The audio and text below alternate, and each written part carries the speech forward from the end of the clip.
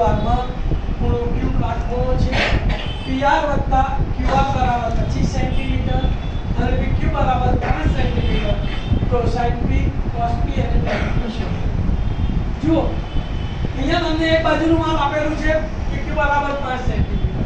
પણ બાકીની બે બાજુઓનો સરવાળો આપેલો PR અને QR તમારા ત્રિકોણમિતિય ગુણોત્તર શોધવા હોય તો ત્રણ બાજુના માપ તો જોઈએ ને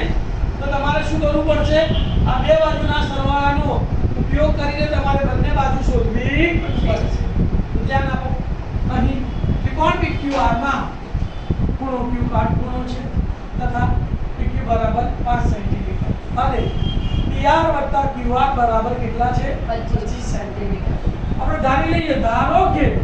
PR બરાબર x સેન્ટીમીટર છે તો માટે અહીંયા x મૂકી દો તો માટે શું થશે x વત્તા QR બરાબર 25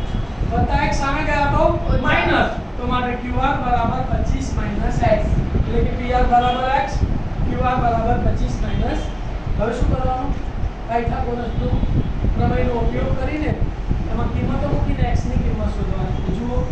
પાયથાગોરસના પ્રમેય મુજબ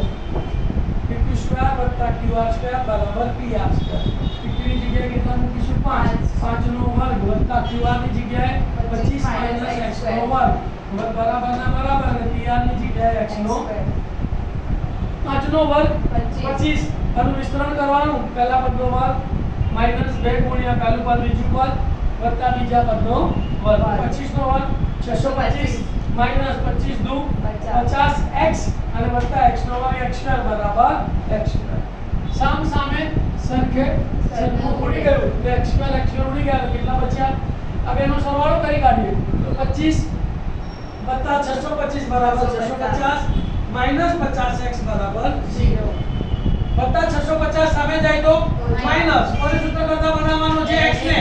બંને માઈનસ માઈનસ પ્લસ 50 ગુણાકારમાં સામે જાય તો માટે x બરાબર 650 ભાગ્યા 50 શૂન્ય ગઈ અને 13 પંચા 65 તો માટે x બરાબર કેટલા આયા 13 તો x બરાબર 13 એટલે x શું છે PR તો હવે માટે PR બરાબર x બરાબર 13 સેન્ટીમીટર એટલે આ આપણે આવશે 13 સેન્ટીમીટર QR બરાબર 25 x બરાબર 25 13 બરાબર 12 સેન્ટીમીટર તો આપણે QR આવશે આપણા 12 સેન્ટીમીટર હવે તો ચાલો થઈ ગયો sin P શોધવું છે તો sin P ની આ સામેની અને આ પાસેની તો sin P બરાબર સામેની બાજુ QR છેદમાં કર્ણ PR તો QR ની વેલ્યુ કેટલી છે 12 અને PR ની વેલ્યુ 13 તો માટે sin P બરાબર 12 13 આવશે cos P શોધવા છે તો cos P એટલે પાસેની બાજુ આવશે PQ અને કર્ણ આવશે PR તો PQ બરાબર 5 અને PR બરાબર 13 તો માટે cos P બરાબર 5/13 અને tan P શોધવું છે તો tan P બરાબર સામેની બાજુ QR છેદમાં પાસેની બાજુ PQ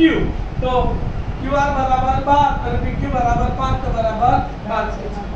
ખ્યાલ આવી ગયો આ એવો દાખલો હતો કે જેમાં તમને બે બાજુનો સરવાળો આપ્યો હતો તો સરવાળા ઉપરથી તમારે પહેલા બે બાજુ શોધવાની એટલે x ધારવાની બીજાને 25 x લેવાનું અને પછી પાયથાગોરસના પ્રમેયનો ઉપયોગ કરીને તમારે x શોધીને પછી તમને આ દાખલો આવડે